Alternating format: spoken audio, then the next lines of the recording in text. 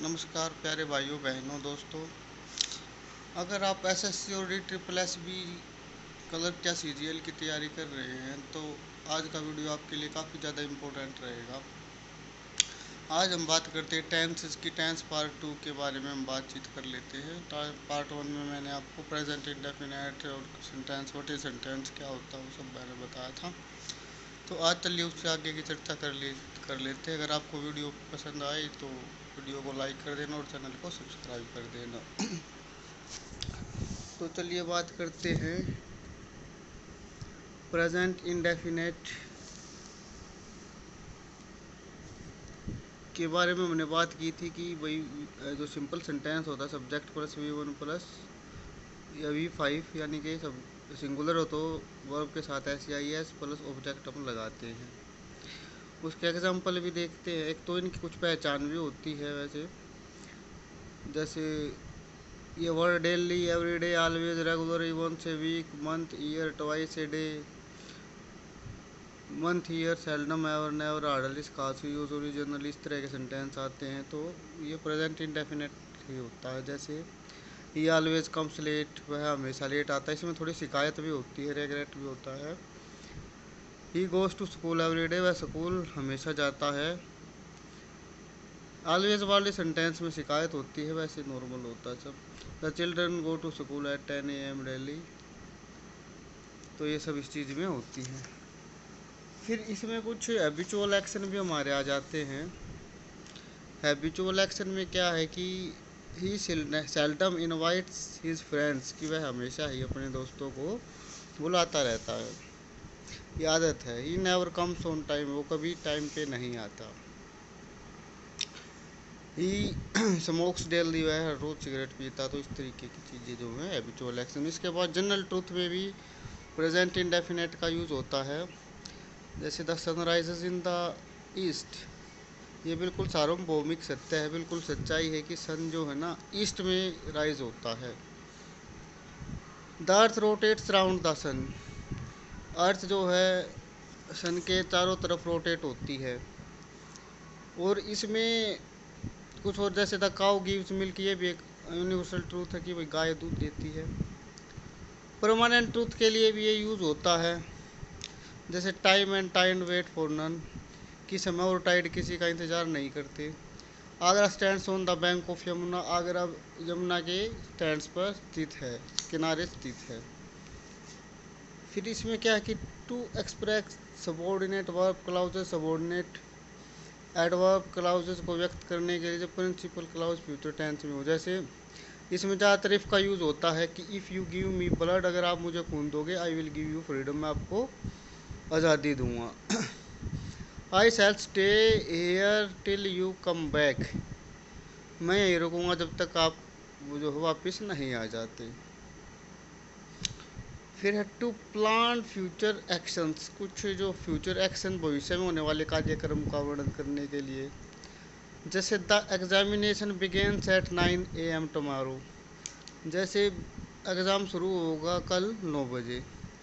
We sail for London next month, कि हम London के लिए नेक्स्ट मंथ में निकलेंगे। जैसे मान लो प्राइम मिनिस्टर को अगले महीने जाना होता है लंदन में, तो हम उसको कंसीडर नियर फ्यूचर की जो चीज़ है उसको भी प्रेजेंट इंडेफिनेट में कर लेते हैं। जैसे the PM goes to London next month, तो इस तरीके की चीज़ों को भी हम जनरली इसमें कंसीडर कर लेते हैं। लाइव कमेंट्री में भी इसका यूज़ होता है।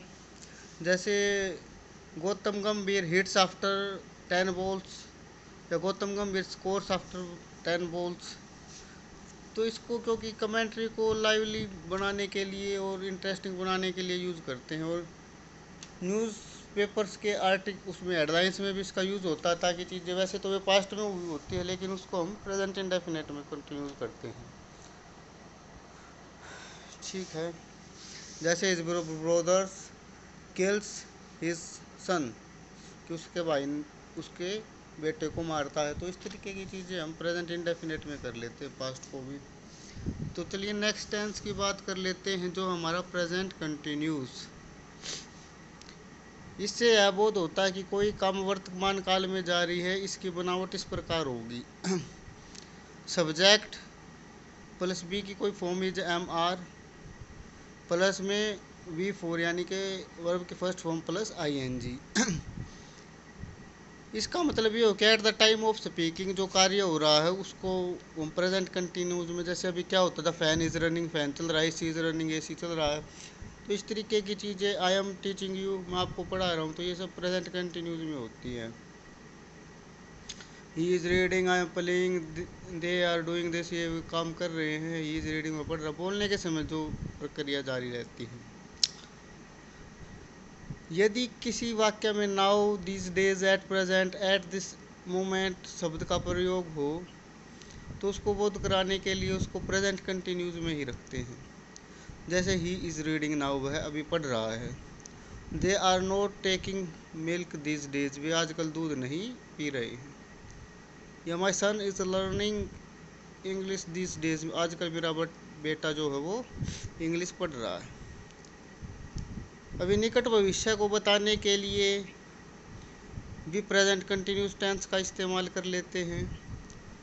जैसे Shri Lalu Yadav is going to Delhi tonight, कि आज श्रीमान लालू यादव दिल्ली जा रहे हैं।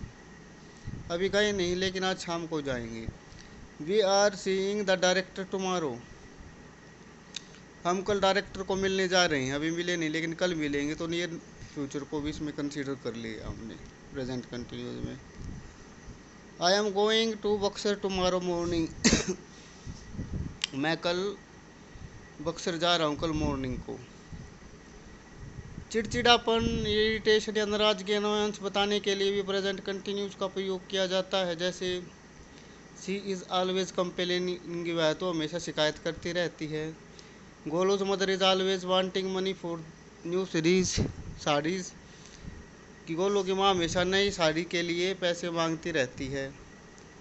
यू आर ऑलवेज वीपिंग, आप हमेशा रोते रहते हो। तो इस तरीके की चीज़ों के लिए इसका इस्तेमाल होता है। फिर क्या कि see hear recognise smell taste, seem appear look love, wish mean suppose consist comprise belong resemble need dare, इनको भी यूज करने के लिए इसमें ये चीज़ें आती हैं। जैसे आई सी दे डू नोट रीड, मैं देखता हूँ कि वे नहीं पढ़ रहे हैं। इसमें हम प्रेजेंट कंटिन्यूज का नहीं, प्रेजेंट इंडेफिनेट का इस्तेमाल करते हैं इस तरह के वाक्यों में जिनमें वर्ड होते हैं। जैसे he is feeling that he will get good marks, ये सेंटेंस गलत होगा। इसकी जगह होगा he feels that he will get good marks. I am thinking he has done well, ये सेंटेंस गलत होगा क्योंकि हम प्रेजेंट कंटिन्यूज का इस्तेमाल नहीं कर सकते। तो सही सेंटेंस होगा present indefinite, I think he has done well. It is appearing to be going true, ये गलत होगा। It appears to be true, ये ठीक होगा प्रेजेंट इंडेफिनेट में। These questions are appearing to be difficult, ये क्वेश्चन मुश्किल होने जा रहे हैं, ये गलत होगा। This question appear to be difficult, ये ठीक होगा।